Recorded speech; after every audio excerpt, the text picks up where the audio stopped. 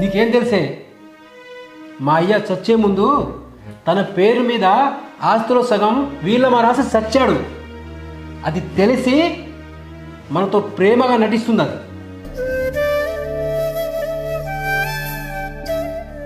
సావిత్రి గురించి మీకేం తెలుసు అండి? మీకన్నా ఎక్కువ నాకు తెలుసు. మీరు పొద్దున లేచి ఎప్పుడో పోయి రాత్రికి వచ్చేవారు.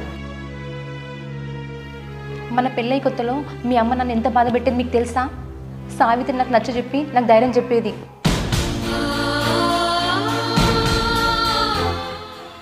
సావిత్రి గురించి మీకు ఎంత చెప్పినా వేస్టే, మీకు అర్థం కాదు. నాకు మాత్రం అది శని.